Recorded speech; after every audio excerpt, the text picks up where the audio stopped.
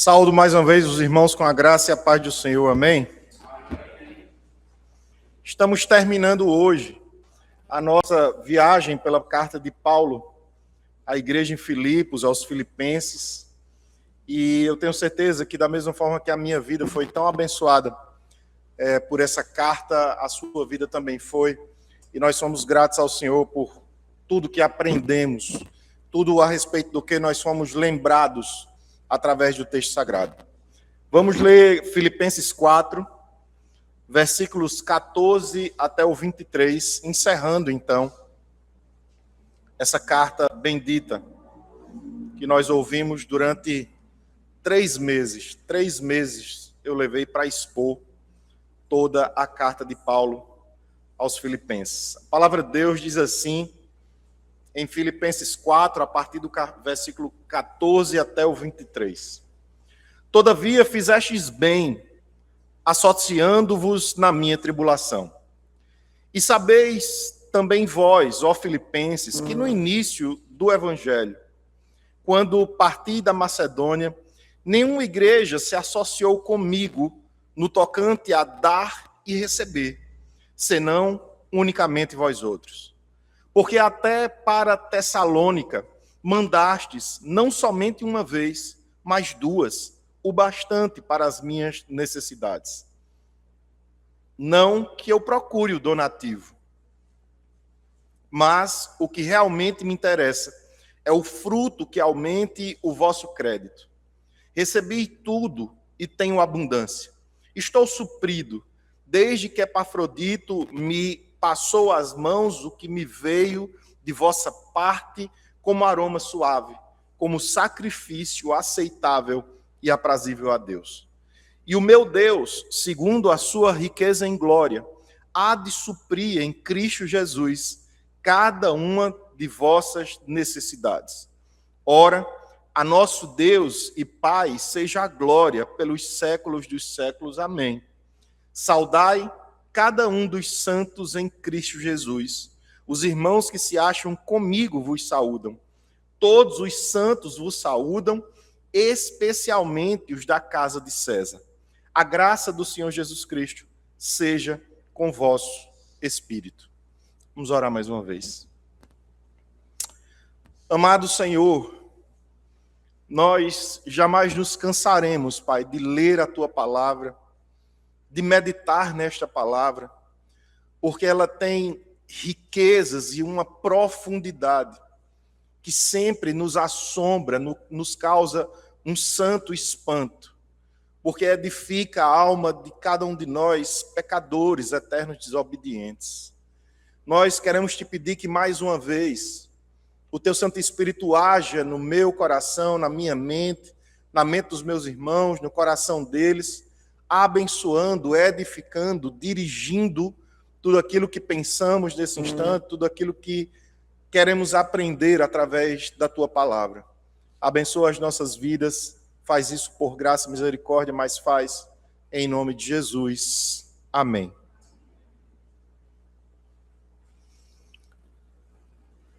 A sensação que nós temos é que parece que existe algo invisível, algo que não é palpável, mas que conecta pessoas que nunca se viram.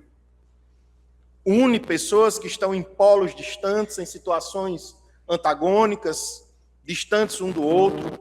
De alguma forma, parece que essas pessoas acabam se unindo em determinados momentos da vida.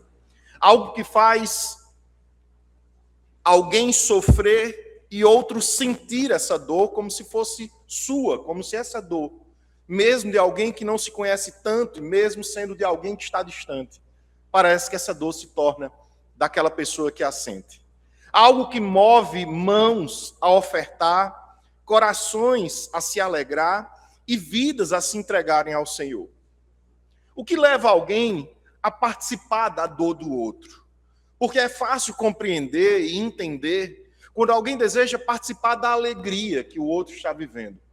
É fácil, é razoável pensar que quando alguém está alegre, certamente essa pessoa vai juntar ao seu redor muitos amigos. Mas quando alguém está sofrendo, quando alguém está passando por situação de necessidade, O que é mais provável de acontecer, será que é ajuntar amigos ou perder muitos deles, fazendo com que eles se afastem? O que faz uma oferta se tornar algo espiritual e eterno diante de Deus? O que será que transforma uma simples ajuda?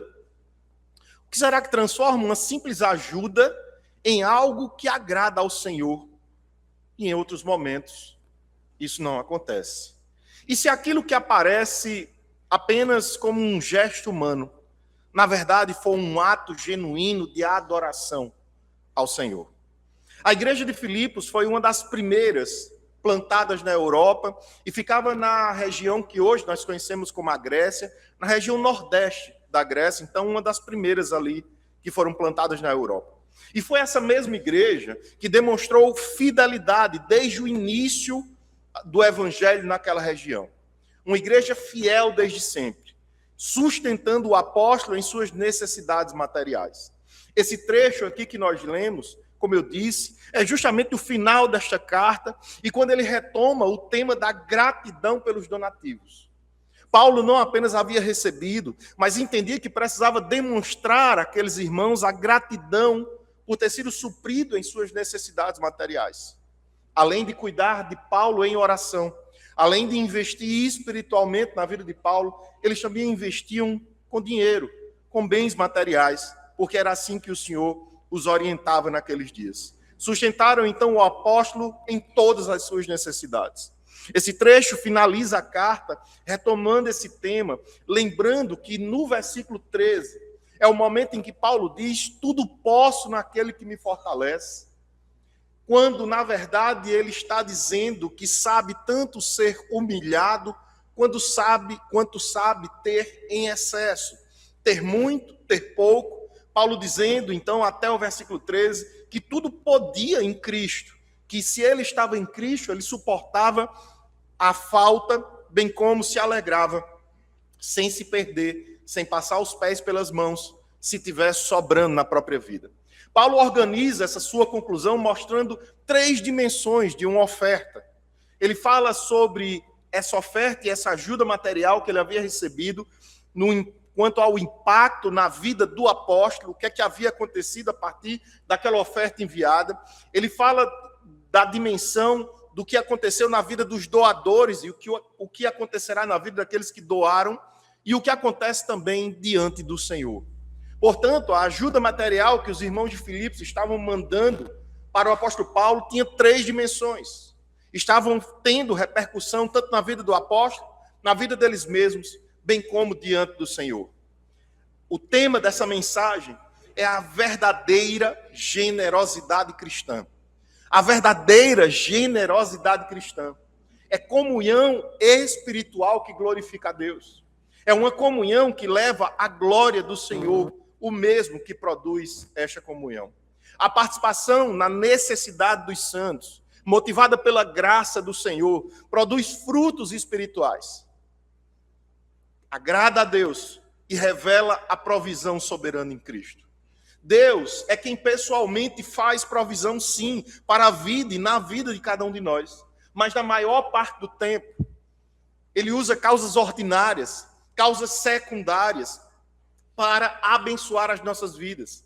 Usa seres humanos, semelhantes nossos, pessoas, e não vive simplesmente de fazer um milagre após o outro, a não ser que consideremos o gesto de doar a um missionário um ato milagroso da parte de Deus. A primeira coisa que eu quero destacar para os irmãos nesse texto é a respeito da comunhão nas aflições do servo de Deus.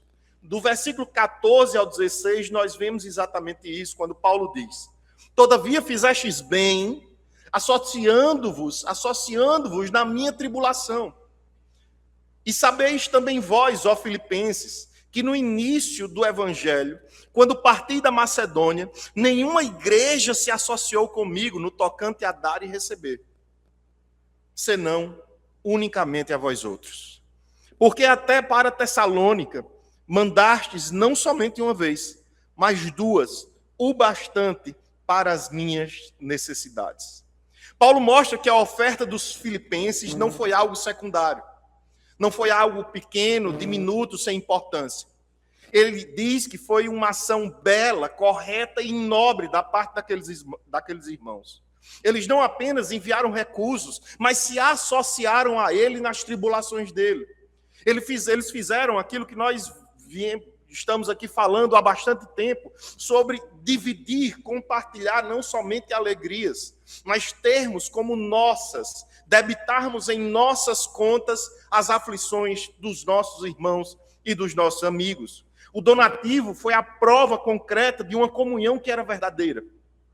Além disso, essa fidelidade não começou naquele momento, pois desde o início da obra do Evangelho naquele lugar, lá na Macedônia, os filipenses já haviam demonstrado essa parceria no sustento do ministério do apóstolo Paulo.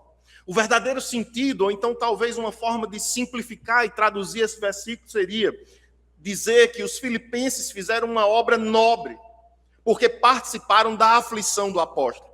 Mais uma vez eu trago à sua memória o fato de que é pouco comum que pessoas queiram se associar a gente quando a gente está sofrendo.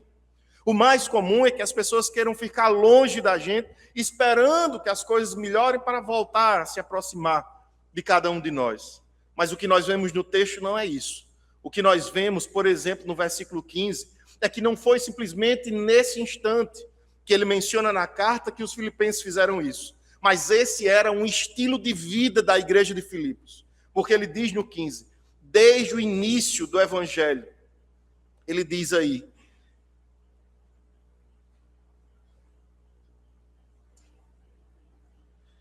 que desde o início aqueles irmãos estavam ajudando e que nenhuma outra igreja havia se juntado a ele na questão do sustento missionário, exceto os filipenses. O quanto você seria grato, o quanto eu seria grato, se nós, em estado de necessidade extrema, fôssemos ajudados por uma igreja, por irmãos, simplesmente pelo prazer de ajudar e a alegria de obedecer. Nós certamente seríamos gratos a eles pelo resto da vida.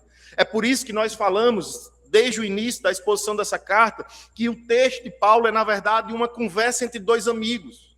Uma igreja amiga de Paulo e Paulo, pastor e amigo deles.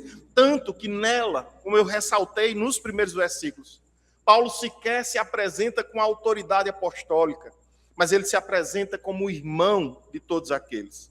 Porque no versículo 16, nós vemos que mesmo em Tessalônica, os filipenses enviaram ajuda mais de uma vez para o apóstolo Paulo. Então, na verdade, não era algo fortuito, não era casual, não era por acaso, nem sem querer. Mas eram vidas que intencionalmente se colocavam nas mãos do Senhor para manter a obra missionária. Cumprindo com aquela orientação que Paulo também vai dar aos Gálatas, quando ele escreve no Gálatas 6:2, levai as cargas um dos outros, e assim cumprireis a lei de Cristo. Como também o mesmo apóstolo fala à igreja em Roma, no capítulo 12, versículo 13, compartilhai as necessidades dos santos, praticai a hospitalidade. Todos nós sabemos que devemos ser assim. Todos nós sabemos que a palavra nos convida a, diante de um Deus generoso, diante de um Deus bondoso, diante de um Deus gracioso, a sermos igualmente generosos, bondosos e acolhedores. Acolhedores não simplesmente de corpos, mas acolhedores de almas, de necessidades, compartilhando problemas e alegrias, compartilhando vida, não importa o que ela esteja passando. Na Confissão de Fé de Westminster, no capítulo 26, parágrafo 1º, ela diz assim: todos os santos que estão unidos a Jesus Cristo, sua cabeça, pelo seu espírito e pela fé, têm comunhão com ele em suas graças. Sofrimento, morte, ressurreição e glória. E estando unidos uns com os outros, olha para cá, e estando unidos uns com os outros em amor, participam dos dons e graças uns dos outros e são obrigados ao cumprimento de tais deveres, públicos e particulares, que conduzem ao seu mútuo bem, tanto no homem interior como no exterior. Nós, todos nós, quando ajudamos alguém que está passando por necessidade, o fazemos não somente para que ele receba o bem, Mas quando fazemos o bem ao outro, então, esse bem também volta para mim. É preciso que a gente lembre, a essa altura do texto, o que significa mordomia cristã. Se você nunca ouviu falar sobre isso, preste atenção. A mordomia cristã nada mais é do que o reconhecimento de que tudo pertence a Deus. Tudo pertence ao Senhor e que o homem é apenas administrador fiel de tudo aquilo que o Senhor confiou. Deus não é dono simplesmente do dízimo que nós temos que devolver na igreja. Deus é dono dos 90% que ficam conosco. Deus não é dono simplesmente do tempo que nós dedicamos aqui no templo. Deus é dono de todo o tempo que nós temos. Deus não é dono simplesmente da minha vida, mas de toda a minha família, de tudo que eu tenho, de tudo que eu sou. Porque nós somos nada além do que mordomos. Ele é rei, ele é senhor, ele é digno de ser servido, porque ele nos serviu antes, nos dando o exemplo. A Bíblia diz, por exemplo, no Salmo 24:1, ao Senhor pertence a terra e tudo que nela se contém, o mundo e os que nele habitam. Então o dinheiro não é meu, então o dinheiro não é seu, o dinheiro é dele. Tanto aquilo que nós consagramos e entregamos aqui como adoração nos dízimos e ofertas, como aquilo que fica conosco. Não temos o direito de usar como queremos, nem os 10%, nem os 90%. Não temos e não podemos usar de qualquer forma, porque tudo é dele. Nós somos mordomos, servos, escravos. Ora, além disso, o que se requer dos despenseiros é que cada um deles seja encontrado fiel. Meu irmão, minha irmã, escute o que eu vou lhe dizer. A quem você tem consagrado o que você ganha? A quem você tem entregue os 10%? Você está gastando com você? Você está sendo fiel naquilo que o Senhor tem colocado na sua vida? Se não, cuidado.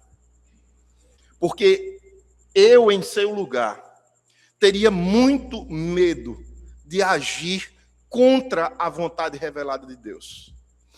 É muito menos grave quando nós não sabemos o que o Senhor quer. E aí não sabemos e muitas vezes erramos em acertar exatamente a vontade do Senhor. Mas é muito grave quando nós sabemos que o Senhor pede apenas que nós devolvamos 10% daquilo que ganhamos. E nem isso sequer nós fazemos. É extremamente grave, porque Ele deseja que nós sejamos fiéis. E se você não é fiel nos dízimos e nas ofertas, então você é um infiel. Porque não existe área da lei, não existe área da obediência da qual nós estejamos privados, que nós podemos viver sem obedecer. Ou buscamos obedecer a tudo, ainda que falhando de vez em quando, ainda que cometendo pecado de vez em quando, mas ou consagramos tudo que somos e tudo que temos, ou então nada está feito. Não adianta você receber e achar que aqui, porque você faz algo aqui na igreja, o seu dízimo está sendo entregue. Não está. Não está. Simples assim, não está acontecendo. O que eu e você precisamos fazer é perguntarmos ao Senhor até quando nós iremos brincar de desobedecer a Deus. No texto que eu li de Malaquias 3, no momento dos dízimos e ofertas, o profeta chama o povo de Deus de ladrão. O profeta chama o povo de Deus de roubadores. E é o Senhor quem diz através do profeta que eles estavam roubando a Deus. A essência da mordomia, aquilo que está no núcleo de ser mordomo do Senhor, é que Deus é o dono de tudo. Nada é nosso por direito absoluto. Nem a sua vida, meu irmão, é sua. Nem mesmo a sua vida. E se ela fosse sua, era bem normal que você mandasse nela. Talvez você diga no seu interior que a vida é sua, e que eu, inclusive, como pastor, não tenho nada a ver com isso. Deixa eu te dizer uma coisa. A vida é sua, mas você não manda nela. Você não decidiu o dia que viria ao mundo, não decidiu o dia que vai morrer, mas mesmo assim você acha que a vida é sua. A sua vida é do Senhor. A sua vida foi comprada a preço de sangue. E tudo que o Senhor deseja é que nós nos entreguemos a Ele de forma completa no altar. E se parte da sua vida se expressa em dinheiro e acontece em dinheiro, então quando você não entrega, você está roubando a Deus e está em pecado. Nós somos meros administradores. Recebemos para cuidar e não para possuir. Porque todo aquele que se perde nessa administração acaba depositando o seu coração no dinheiro e acaba vivendo dessa forma uma vida de incredulidade, uma vida de infidelidade ao Senhor. Porque a fidelidade é o critério. Deus requer obediência e não apenas resultados.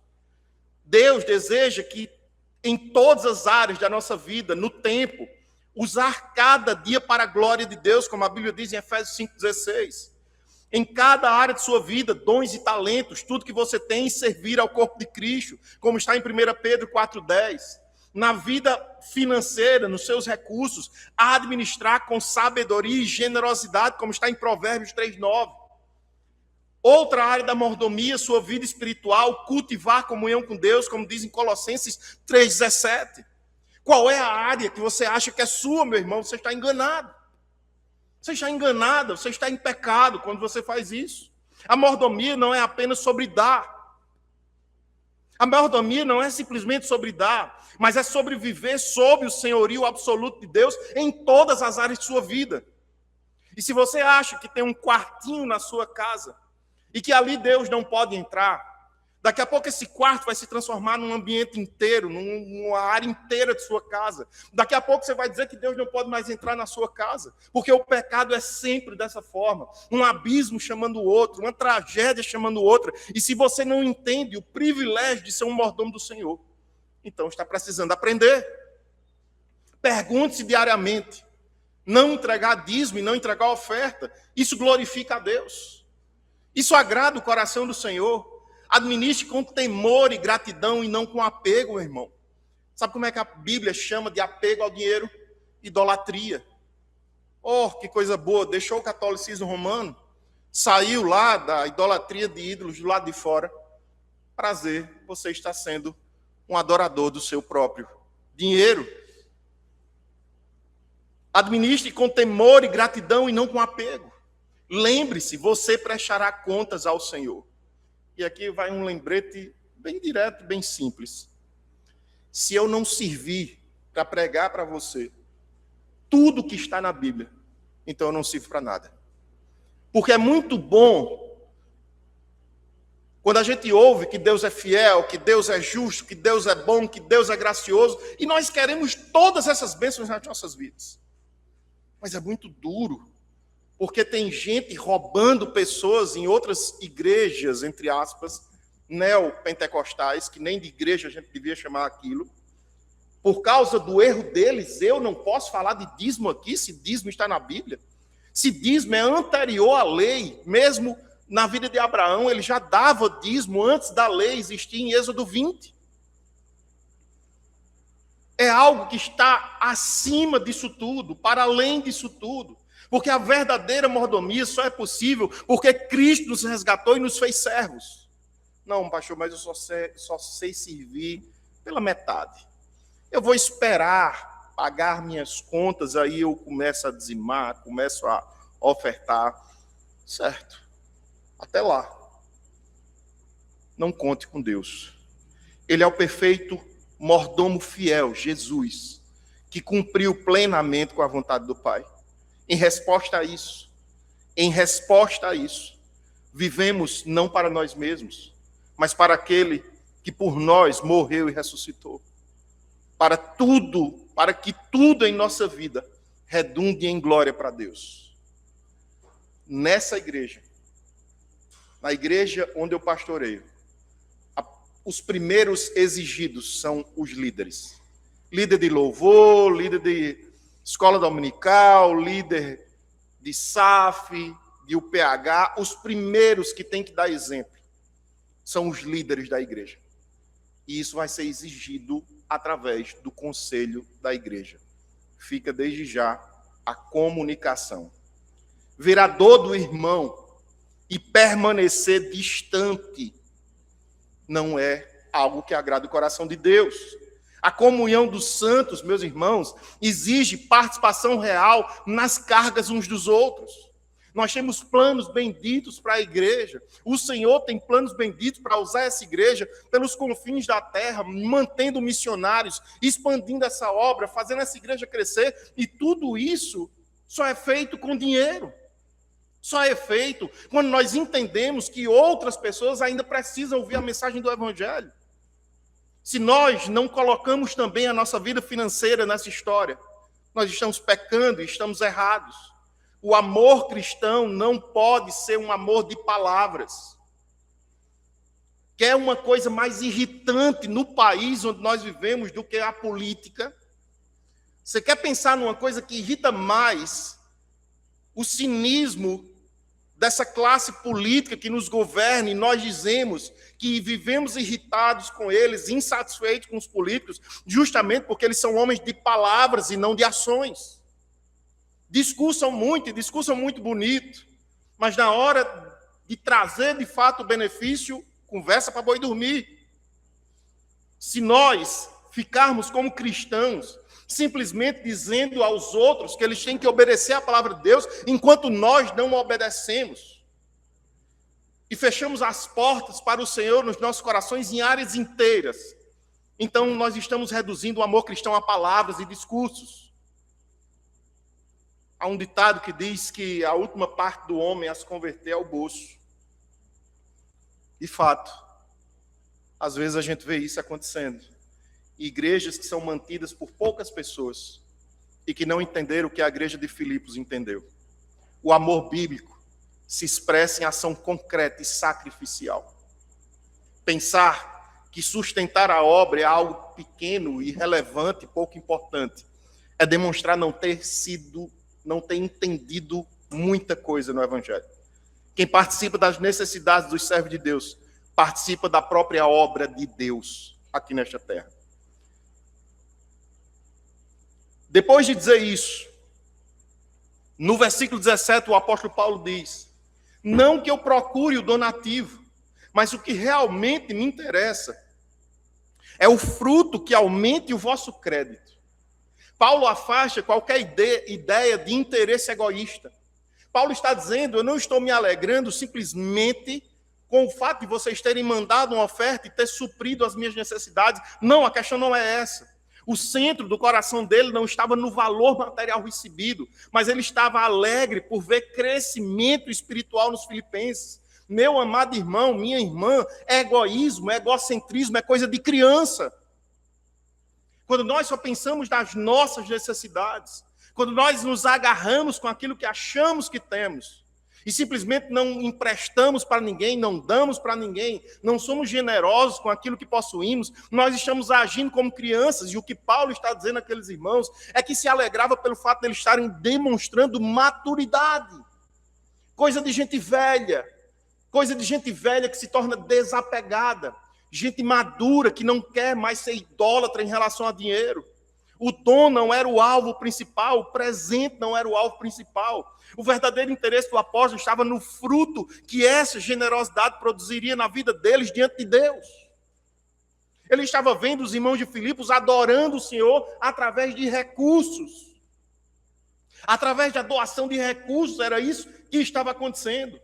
Paulo não busca o dom em si mesmo, mas o fruto espiritual crescente. Ele queria ver aqueles irmãos abrindo mão de dinheiro, porque sabia que isso era coisa de gente madura. Que essa oferta registra, na verdade, crédito diante do Senhor, não no sentido de não ser pecador, mas crescimento espiritual diante do Pai.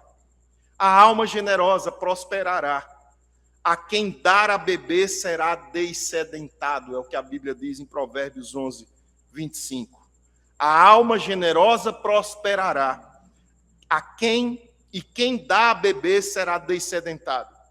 O reino de Deus é diferente, meus irmãos. No reino de Deus, quem dá, recebe. No reino de Deus, quem dá, tem mais. Quem doa, planta como semente. E isto afirma, o apóstolo Paulo diz: aquele que semeia pouco, pouco também ceifará. E o que semeia com fartura, com abundância também ceifará. É o que está em 2 Coríntios 9:6. O que é que você tem plantado? Que tipo de semente? É avareza? É amor ao dinheiro? É apego a bens materiais? É isso que você tem plantado na sua vida? As boas obras não são causa meritória da salvação de ninguém. Nós já passamos dessa fase. Nós já superamos a fase de crer nisso. Mas frutos são necessários para a verdadeira fé. A generosidade cristã é a evidência da graça operando no coração regenerado. É um sinal de que você foi salvo. É um sinal de que Deus tocou no seu coração e começou a lhe transformar. Mas quando você se apega a esses bens materiais e não é capaz de ajudar mesmo a igreja, que vive de ajudar quem passa necessidade, então eu não sei o que é que você está pensando.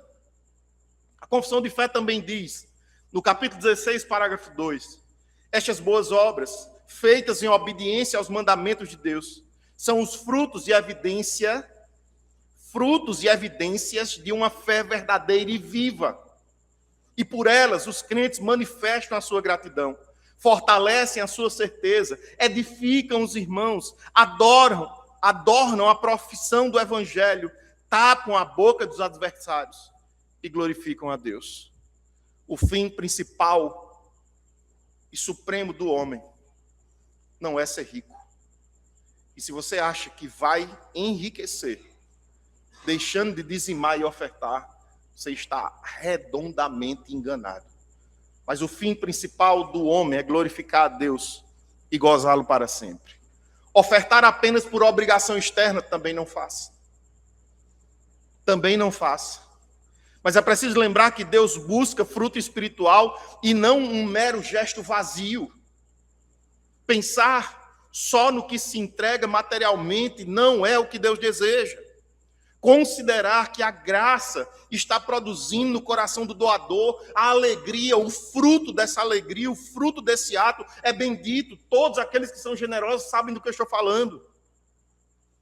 Nós não podemos medir espiritualidade simplesmente pelos gestos espirituais que fazemos dentro do templo. Mas é preciso reconhecer que Deus vê o fruto, a motivação e a fé de cada um de nós. Porque isso está dito no versículo 18. Recebi tudo e tenho abundância. Estou suprido desde que Epafrodito me passou às mãos o que me veio da vossa parte, como aroma suave, como sacrifício aceitável e aprazível a Deus. Paulo está dizendo que o que aqueles irmãos fizeram ao enviar dinheiro, recursos, pecúnia para ele, foi um culto de adoração ao Senhor. Então, quando nós não agimos como os irmãos da igreja de Filipos, estamos deixando de prestar culto ao Senhor para prestar culto ao dinheiro. É o dinheiro quem manda, é o dinheiro quem dita, e não o Senhor, segundo a palavra. Paulo declara que foi plenamente suprido por aqueles irmãos, mas leva a igreja a enxergar algo maior. O presente recebido não deve ser visto apenas como um socorro material, segundo Paulo. Ele é interpretado em linguagem de culto. Aquilo que veio das mãos dos filipenses subiu diante de Deus como aroma suave e sacrifício agradável. A generosidade, quando nasce de um coração reto, torna-se adoração ao Senhor. Não era adoração ao apóstolo, não era idolatria a missões, era cumprimento da vontade de Deus na vida deles. O que o versículo 18 então está dizendo é que Paulo foi plenamente suprido, mas o valor maior da oferta está no fato de que ela foi recebida por Deus como sacrifício agradável. Agora, se ela for recebida por Deus como sacrifício agradável, e eu retenho o dízimo e a oferta, então eu estou deixando de cultuar a Deus. Estou privando a minha própria vida de um culto de sacrifício agradável ao Senhor. Não negligencieis igualmente a prática do bem e a mútua cooperação, pois com tais sacrifícios, Deus se compraz, Deus tem prazer, é o que está dito em Hebreus 13:16. Rogo-vos, pois, irmãos, pelas misericórdias de Deus, que apresenteis o vosso corpo por sacrifício vivo, santo e agradável a Deus, que é o vosso culto racional. Quando o apóstolo diz que apresenteis os vossos corpos, ele está dizendo: apresentem a Deus um culto racional que é feito com tudo que você é e que você tem. Nenhuma área de sua vida pode ficar de fora. Se você recebe muito ou recebe pouco, é tempo de ser fiel ao Senhor. É tempo de voltar atrás, de pedir perdão, de dizer, Senhor, eu vou me arrepender da minha avareza, eu vou me arrepender da minha idolatria e vou voltar a ser fiel ao Senhor como um dia eu fui. As boas obras do crente são aceitas por Deus, não por possuírem perfeição em si mesmas, mas porque são oferecidas em Cristo e procedem de um coração movido por fé. É dessa forma que Deus faz. Na confissão de fé também de Westminster, no capítulo 16, está dito: não obstante as pessoas dos crentes sendo aceitas por meio de Cristo, as suas boas obras são também aceitas nele.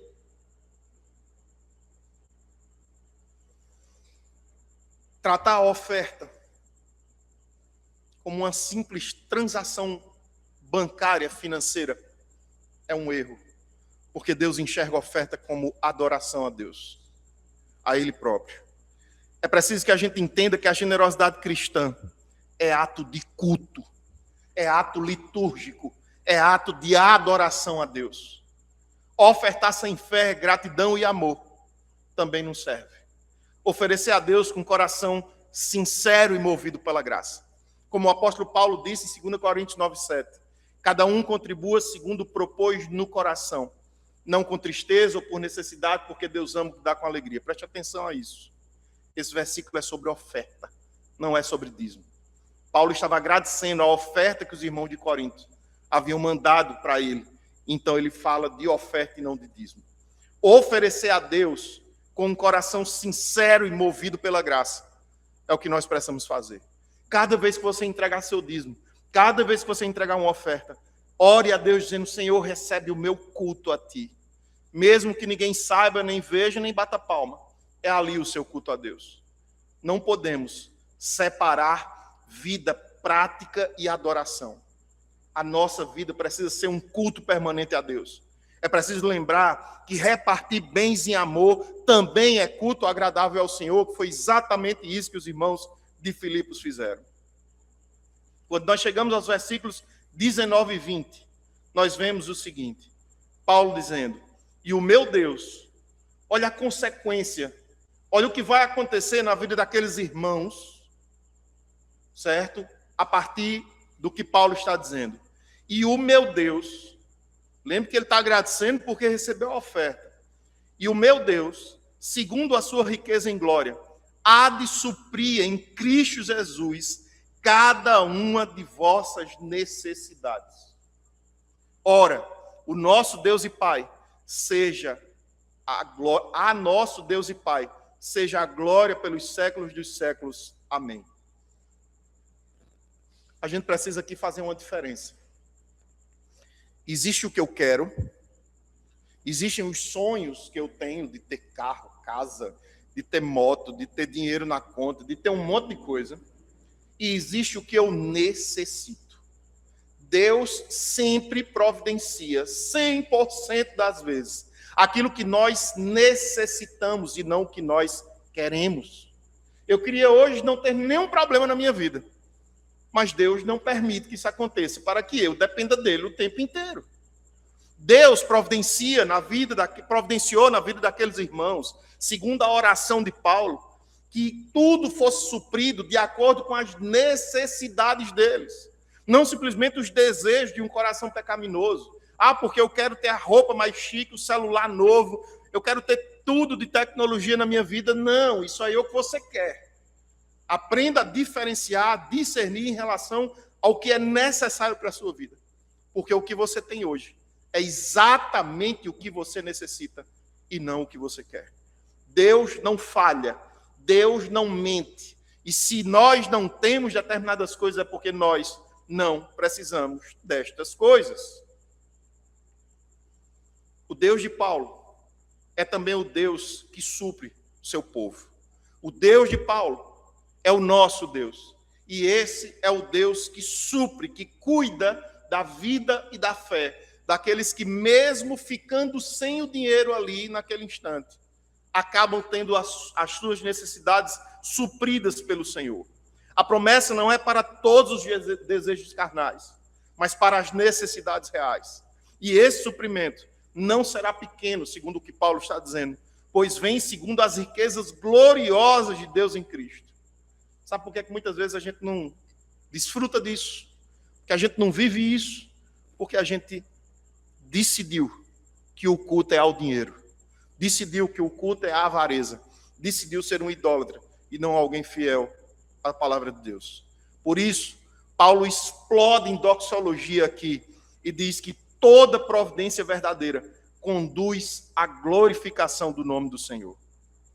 Nesse versículo 19, Paulo está dizendo que Deus suprirá plenamente cada necessidade do seu povo e fará em proporção às suas riquezas gloriosas em Cristo Jesus. O quanto Deus é rico, o quanto Deus é possuidor de todas as coisas, é de acordo com essa riqueza que o apóstolo está dizendo que ele vai suprir a vida dos irmãos de Filipos. Esse versículo 20, então, nos ensina a respeito da doutrina da providência, e que essa doutrina da providência desemboca em adoração a Deus. O Deus que cuida do seu povo é digno de glória eterna, e é por isso que isso acontece. Mas talvez você não tenha entendido ainda, porque talvez você pense como os gentios. No Sermão do Monte, Mateus 6, 32 e 33, Jesus faz uma diferença entre os gentios, o povo alheio à aliança, o povo que estava fora da aliança com o Senhor, e o povo do Senhor, quando ele diz, porque os gentios, ele estava falando de ser ansioso por causa de dinheiro, porque os gentios é que procuram todas estas coisas, pois vosso Pai Celeste sabe que necessitais de todas essas coisas, do que comer, do que vestir, de como viver. Mas aí Jesus dá a diretriz: buscai, pois, em primeiro lugar, o seu reino e a sua justiça, e todas estas coisas vos serão acrescentadas. Dízimos e ofertas, como tudo mais na vida cristã, é uma questão de fé, de obediência. Aquele que não poupou o seu próprio filho, antes, por nós o entregou, porventura, não nos dará graciosamente com ele todas as coisas?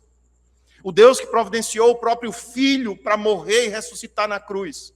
O Deus que providenciou o mais difícil não vai providenciar o mais fácil. É o que esse texto pergunta. A providência de Deus, meus irmãos, é particular, é amorosa, é eficaz e soberana. O Senhor sustenta, dirige, dispõe e governa todas as coisas para a sua glória e para o bem do seu povo. Ele quer fazer isso também com sua vida financeira, antes que não seja mais possível. A providência, então, é a continuação da obra criadora de Deus, pela qual ele preserva, concorre e governa todas as coisas até o fim dos tempos. Viver dominado pela ansiedade pode fazer com que seu coração amarre o seu bolso e não deixe você ser fiel ao Senhor nos dízimos e ofertas, como a igreja de Filipos era. É preciso, na verdade, descansar na providência do Deus pactual. Um Deus que fez aliança conosco, que não está de passagem na vida da gente. É um Deus que veio para ficar, tanto que fez uma aliança conosco. E justamente por estar em aliança, ele diz, não somente estou aqui, como eu serei capaz de providenciar tudo que vocês precisam. Confiar mais em recursos visíveis do que no Senhor é um grande erro. Confiar em dinheiro é um grande erro. Que o digam aqueles que investiram agora no Banco Master. Investiram em bancos e perderam tudo. Mas é preciso lembrar que o suprimento vem de Cristo Jesus e não dos homens. Receber bênçãos e não transformá-las em louvor a Deus é um erro gravíssimo. É preciso que a gente responda à provisão divina com doxologia, ou seja, com adoração e gratidão ao nosso Deus. E aí ele termina a carta. Nos versículos 21 a 23, ele diz: saudai cada um dos santos em Cristo Jesus. Os irmãos que se acham comigo vos saúdam. Todos os santos vos saúdam, especialmente os da casa de César. A graça do Senhor Jesus Cristo seja com vosso espírito. Paulo encerra a carta com saudações cheias de afeto e com a bênção da graça. A igreja não é uma realidade isolada, mas uma comunhão espiritual espalhada por todo o mundo. Até na casa de César, do imperador, tinha santos alcançados por Cristo. Isso mostra que o poder do evangelho em ambientes hostis permanece o mesmo.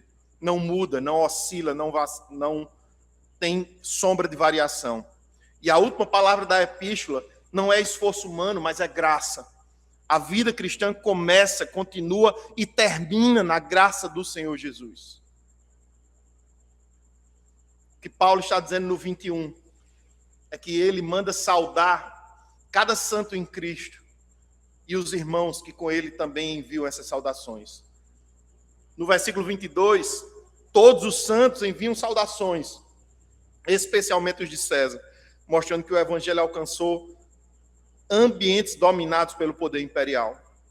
Paulo encerra então a carta, desejando que o favor soberano do Senhor Jesus repouse sobre o íntimo do povo de Deus.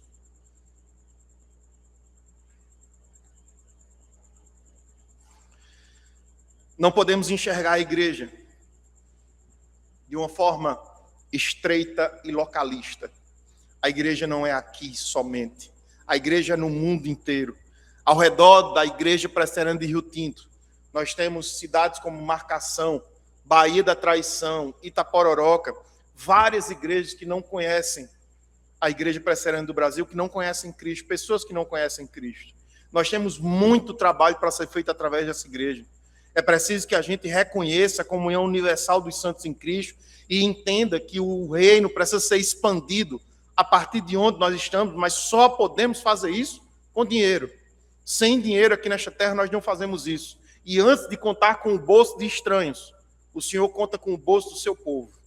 Desanimado diante de ambientes hostis ao evangelho, diante das dificuldades financeiras, espirituais, sociais que estão ao redor, não é o que Deus quer. Mas é preciso lembrar que Cristo alcança até os da casa de César, até os inimigos do evangelho. Não podemos tentar viver a vida cristã pela força própria. Não é conforme você quer. Não é conforme você deseja. E eu preciso lhe dizer isso. Mas você precisa depender continuamente da graça do Senhor Jesus na sua vida. Em tempos de crise, muitas pessoas ajudam umas às outras por obrigação.